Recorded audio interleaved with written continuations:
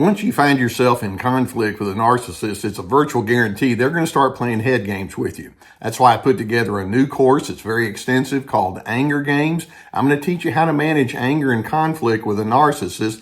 There's a link below that's going to show you how to register, and I hope that you find it to be very insightful.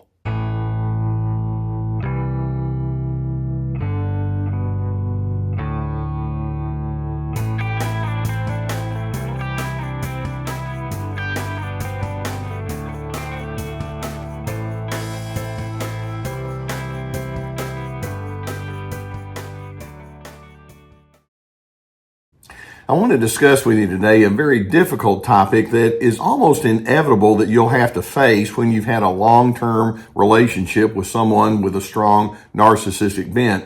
And that is, there's going to come a time where you begin struggling with the thought that says, I've been betrayed.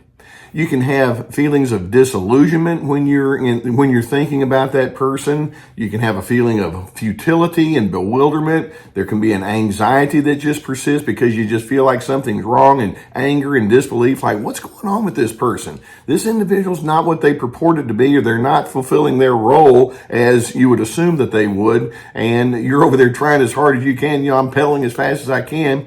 And yet that individual's not filling their end of the bargain.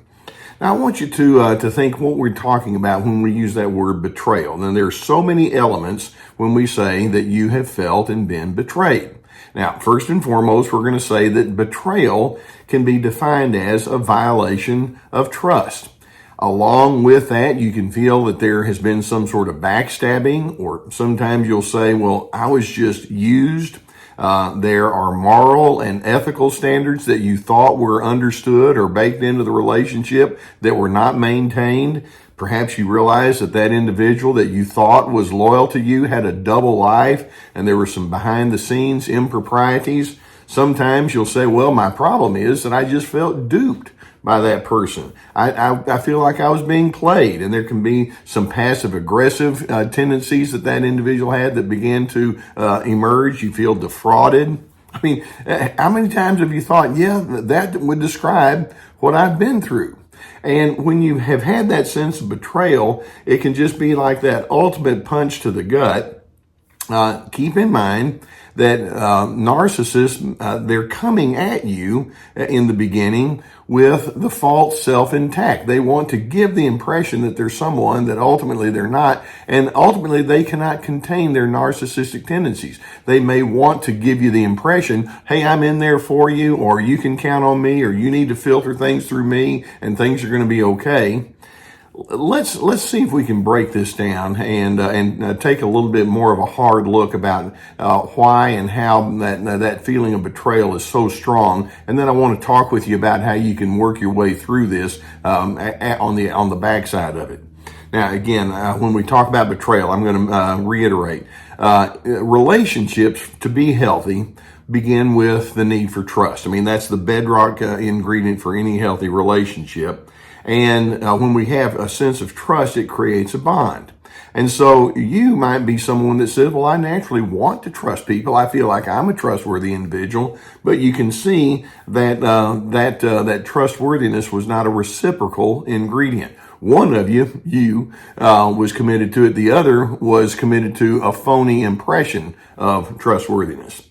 Then over time, you begin realizing, okay, I thought that honesty was also, which goes right hand in hand with trust, I thought that honesty was going to be prioritized.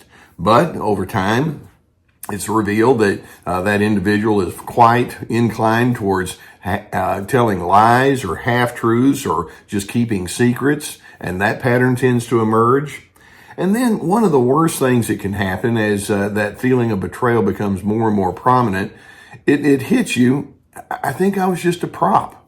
That narcissist had a script. They had their ideas of how things were supposed to play out to their advantage, and you were a player on their stage, but they didn't really see you as somebody that honestly required affirmation and goodness and decency. You were someone to be used, and as long as they could use you up or you would fill a particular role, then they were okay with that. And then in addition, you thought that there was going to be some loyalty. And again, along with the other things, it came to a head that made you think, yeah, that loyalty was a one-way street. I was loyal to them, but they were thinking, well, as long as you're going to do that, I'll make good use of that. In addition to that, part of the betrayal is that you had allowed yourself to be vulnerable. The narcissist was picking up on things about you that not everybody else was going to know. And you thought, well, that's part of us connecting. But then that vulnerability was used against you. And that can be so disheartening.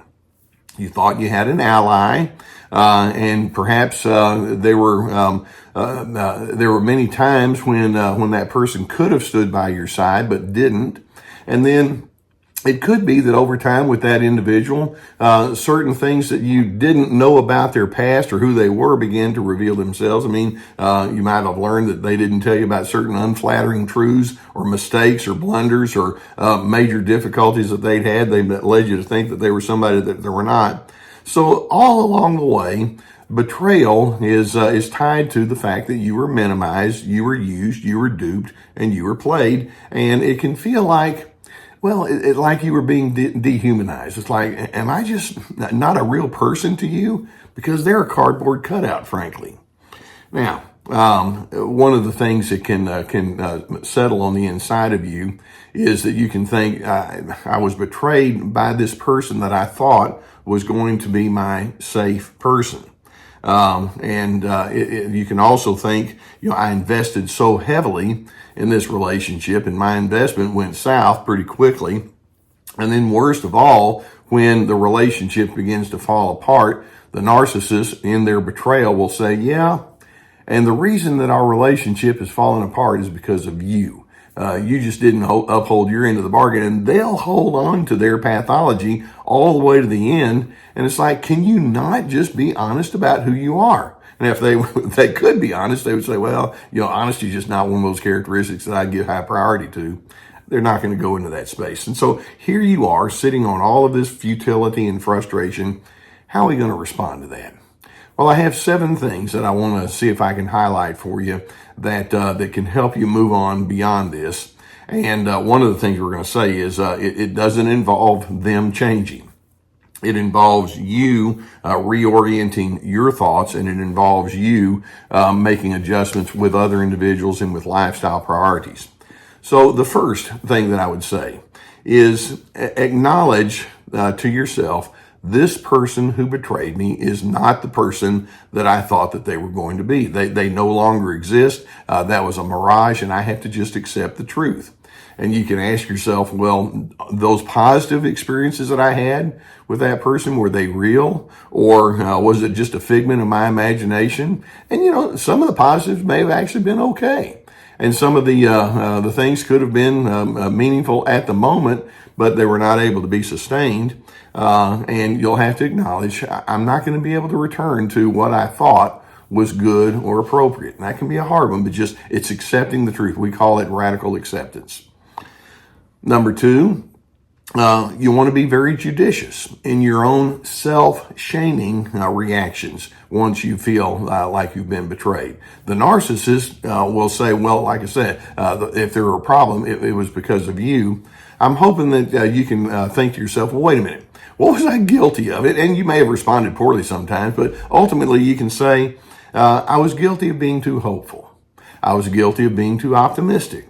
I was guilty of being too loyal. I was guilty for wishing for love or companionship or connection. And you know what? I don't really have much of an apology for that. I tried too hard, and yes, when they started dysregulating, maybe I didn't respond well. But at the base, I don't really need to shame myself. I need to examine where I could have made some adjustments, but I'm not going to go into the shame space that they would like to take me into. Number 3. And that is clarify what you might like to say to that betrayer. Now, you may not necessarily say it because all you're going to get is, a bunch of BS coming back at you. But it's good in your mind to think, well, if I could say something, here's what it would be. Sometimes it's helpful to sit down and write it out and put your thoughts on paper. It can help you clarify your thoughts and feelings. Many times it's helpful for you to find a therapist or a strong confidant or a support group that can help you out. But it's good for you to just clarify what you're feeling. Number 4, let yourself feel the anger. Now, I'm not one of these that says you just go punch them in the nose if that's what you want to do, but anger is going to be a natural byproduct of this. And your anger is tapped into your sense of self-preservation. It's giving a message that says, I wish that I could have been treated more properly. Keep in mind that you don't want to let your anger go into the bitterness place or the contempt place, but you don't have to apologize to say, yeah, that really bugs me. That bothers me. And then beyond that, you do want to refrain from binary thinking. This is number 5. Refrain from binary thinking. And by that, I mean, sometimes when people have been betrayed, they may say something like, well, every man in my life has been this way and I'll never trust a man again, or every woman, or, nothing good ever came of that relationship. And when you go into that kind of space, then, it takes you to a strong, harsh kind of a mindset that's probably not necessary for you. And then number 6, seek support elsewhere. Rather than thinking, what do I have to do to get this relationship better? Keep in mind, you're not alone. Other individuals have been betrayed too, and it's good when other folks can say, well, I may not have had your exact experience, but I've had mine too. And it can remind you that you're not out there on a limb all by yourself. It's so helpful when someone else can say, I really do know what your pain is. I've been there too, and you can have a healthy bond with that. And then beyond that, make sure that you do develop long-term plans for relationships that include boundaries and accountability. It's kind of like, well, I'm going to learn from this, and I'm going to set up a little bit more of a sense of accountability straight up, so that I don't get pulled into an illusory kind of relationship. Now, like I say, as you make your adjustments and as you realize that you were dealing with a con artist, it's going to be highly predictable that the narcissist is going to say, well, you're so problematic, but keep one thing in mind, and that is betrayal is grounded in dishonesty. It's baked into who they are. So when they say, yeah, you're the problem, dishonestly, that person is saying, I don't want to look at me. I just want to put it all on you. Consider the source and then move beyond. Now, I hope that videos such as this can give you some good awareness of what you're trying to deal with. I consider it an honor for you to be on the journey with you. And so if you haven't already hit that subscribe button, I would encourage you to do so. Likewise, as I mentioned a little earlier, if you have a need for therapy, it would be a good idea to seek that out. I'm sponsored by the people at BetterHelp.com. It's an online therapy resource. Many people have talked with me about how helpful it's been, and online therapy actually has proven to be quite successful. We've been figuring that out ever since the pandemic. So as the need is there, it's good to have somebody that says, I want to know you, I want to understand you, let's break this down. As it's there, please go through the link we have below the video here and seek that out. In addition, I'm retired from my counseling practice now, but I put together multiple online courses, classes, and as you get them, you can do it at your own pace. Each class has at least 25 teaching videos, and each video has documents and handouts with multiple questions that go along with it. We have my newest one called Anger Games, How Not to Get Sucked Into Their Anger. And we also have one on boundaries called This Is Me, free, This Is Me, sorry. This Is Me. And then we have one called Free to Be, Ready, Set, Connect, about having healthy connections. So, and then in addition to that, we also have my webinars. This is all on the website, along with articles and access to my podcasts and my books, etc. It can be so disillusioning when you realize I've been duped. I've been played. I was defrauded. But like I say, it's kind of baked into the relationship that you're going to have, because they're not honest when you're getting to know them. Understanding that, I'm hoping it gives you that much more of a fervor that says somebody in this world needs to stand for decency. And I'm hoping you're going to say, sign me up for that club. I want to be on that in that way. And in doing so, it allows you to learn from your experiences and be all the more committed to your own steadiness. Because in the end, I'm hoping it allows you to take yourself to a place of true peace.